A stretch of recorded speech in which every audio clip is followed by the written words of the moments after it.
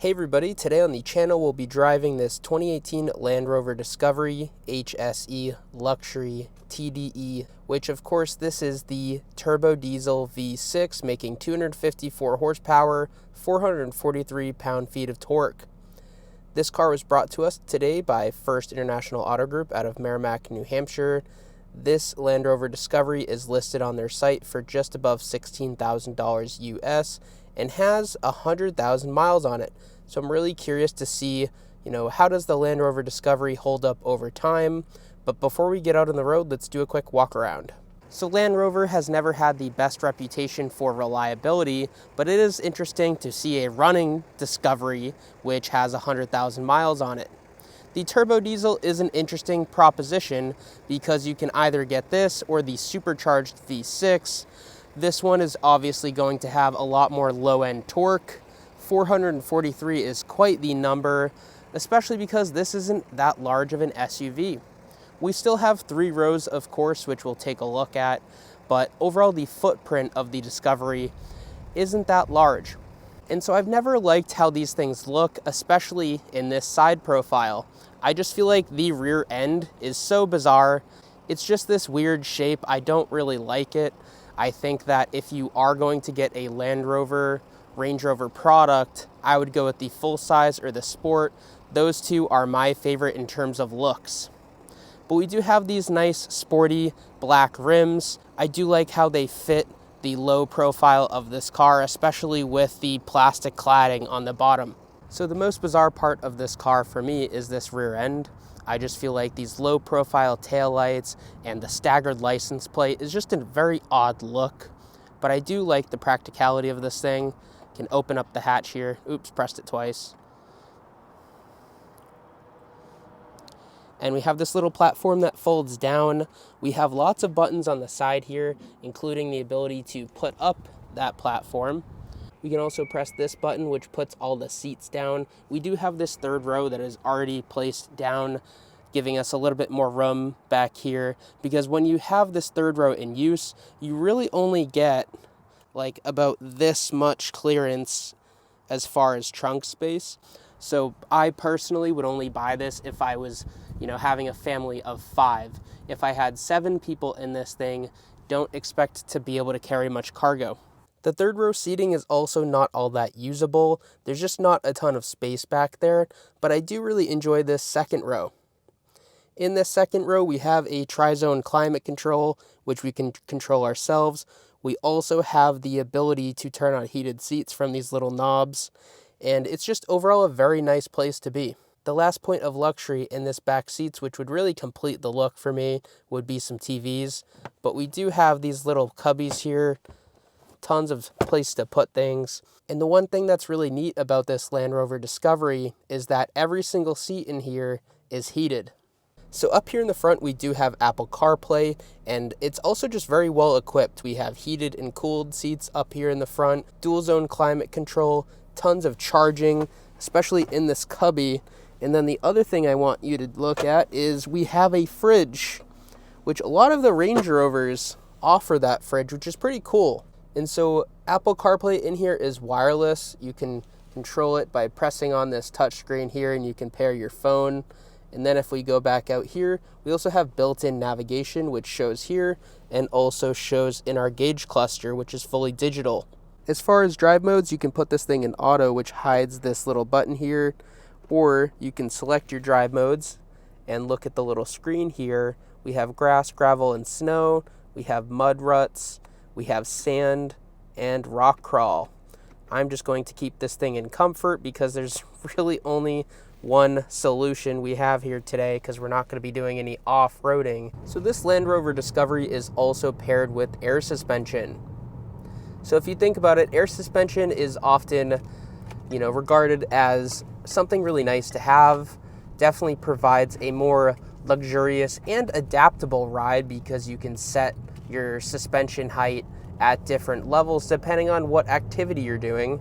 The problem is they're often pretty scary to maintain. And I think that's what gets a lot of people steering away from these Land Rover Discoveries in the used market. And so personally, I've never seen a bill on one of these, especially in terms of the air suspension. So if some owners in my comments can describe to everyone what that is like, tell us if it's scary or not, if you should avoid it. And I know for some air suspension systems, there's an aftermarket conversion that can get you out of that and, into a general spring setup, which would definitely be a lot better long term, but will provide you a worse ride quality, that's for sure.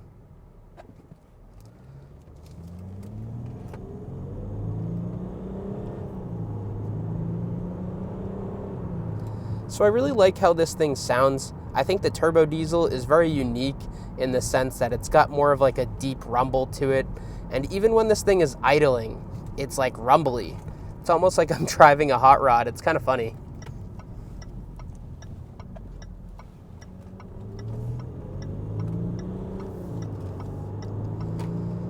I just wish this thing had a sport mode. We do have these really high quality paddle shifters on our steering wheel, so I appreciate them including that.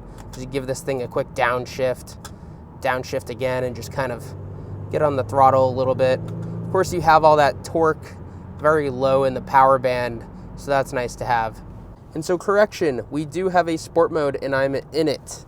We can just turn that dial from D to S. I just completely missed that earlier.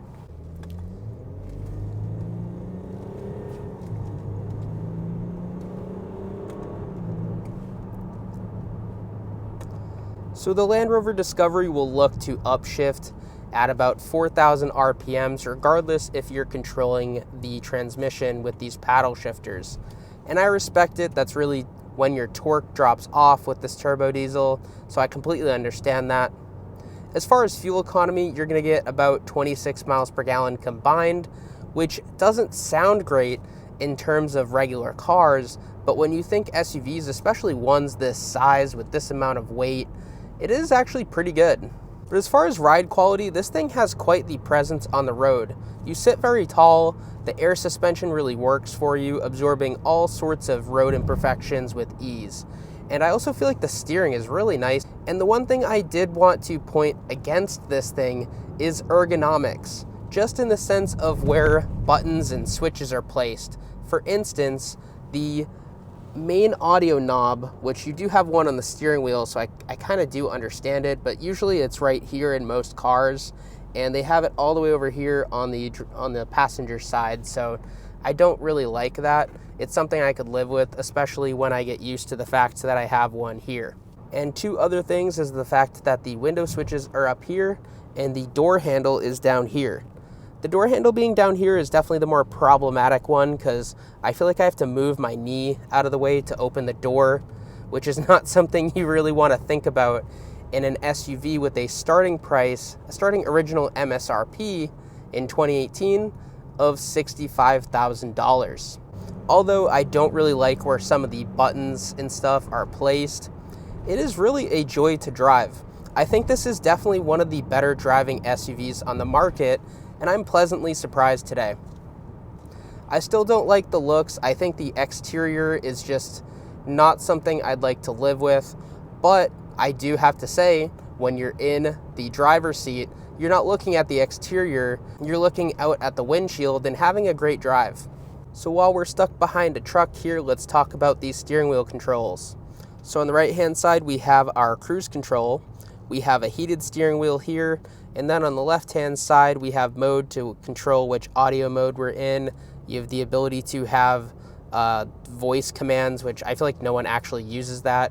And then you can skip track and control the volume here. And then if you press this little menu button, it puts on a display in the center of your gauge cluster where you can kind of control some settings there, and also put on different displays if you don't want to have your navigation there. I do think the navigation in the middle is what a lot of people like to use. It's something that a lot of people who watch Audi videos on my channel always ask about, that Audi virtual cockpit. So it's nice that Land Rover also has, that virtual cockpit setup with the navigation. And the one feature in here that no one asked for is auto start stop. Whoever thought that this would be a good idea to put in cars? No consumers actually like it. You only can really claim 1 extra mile per gallon on the EPA ratings.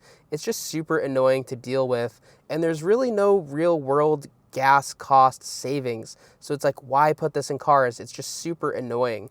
And in here, as far as the auto start stop off button, it's right down here on the right hand side. Press that and you're good to go. Yikes. Some interesting driving going on the roads today.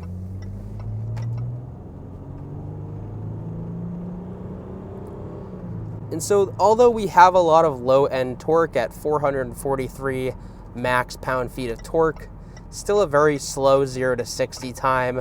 There's just a lot of weight to move around, not enough horsepower. So to conclude my thoughts on this Land Rover Discovery, I'm pleasantly surprised with its driving characteristics. I just think it's definitely one of the better driving SUVs on the market, and for an original $65,000 MSRP, this thing is fully loaded. And a list price, 8 years later, 100K miles later, at $16,000, this thing has basically hit its floor in terms of depreciation, so this would be a nice time to buy one. Definitely set some money aside if you do, because I'm sure the maintenance costs are not going to be fun. With that being said, thank you all for watching. Don't forget to like, don't forget to subscribe, and I will see you in the next one.